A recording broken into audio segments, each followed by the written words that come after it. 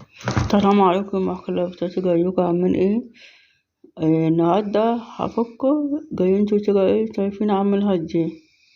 افكه وهبدأ بقى ايه اشغلها ازاي. خليكم معايا. بعدين ايه افكك تحت، افك اللي فوق كمان. جايين انتوا كده ايه شايفين. دلوقتي اهي فككوا كمان وعملتها اهي. جايين انتوا شايفينها. بعد كده ايه هخيطها واحدة واحدة، اخيطها كده معايا ابرة ومعايا مقص واشغل. ورايكي بقى ايه اشغلها. استنى واحدة دي واحدة. انا معايا ابرة اهي.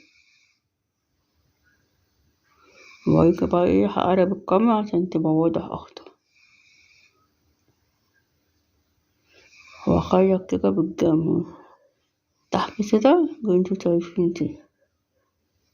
بلاش تحت، اعملها فوق احسن. واخيطها كويس اوي. اهم حاجة في الاول اخيطها جامد واكبتها جامد عشان الجنب ده اول واحدة بتفك بسرعة. واتجد اللي انا عملته كده اللي انتوا شايفين كده. وابدأ بقى ايه اخيط المكان الابرة اخيطه اللي فوقيه.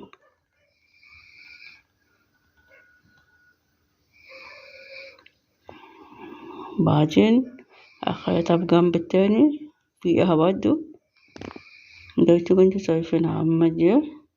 واحدة تحت وواحدة فوق. هثبتها كويس. وكمان واحدة.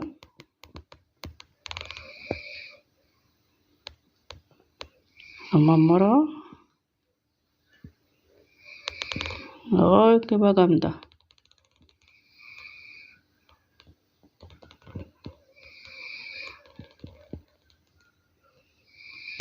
عملت فوق وتحت.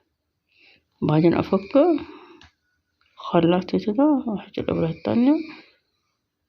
هجيب مقطفة قلته. هتبقى جامدة دي مش واضحة خالص.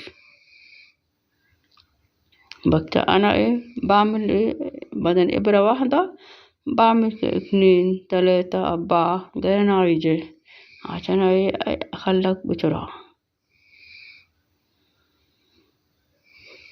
وامسكها كويس.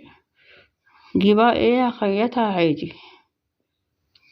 بدل ايه اخيطها في الاول تبقى جامدة يبقى جامدة. بس يا عم دي بخيط في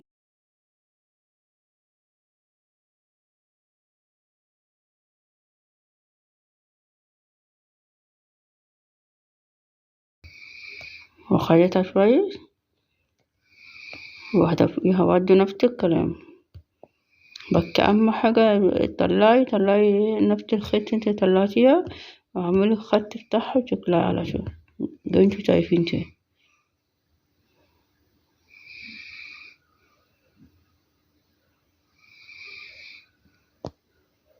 وأخيطها تاني وخلاص على كده.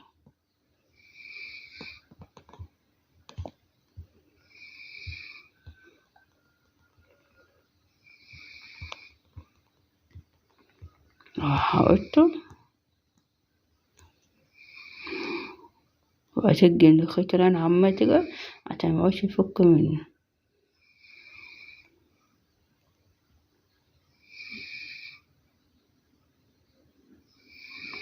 خلصت كده بس هي عملت دي مفيش حاجة بانية أكنها بتشتغل حلو أوي بين. أعمل أقفل كله هنا وهنا وأقفل التاني برضه نفس الحكاية كله هنا فوق برضه تحت واستنى عليا.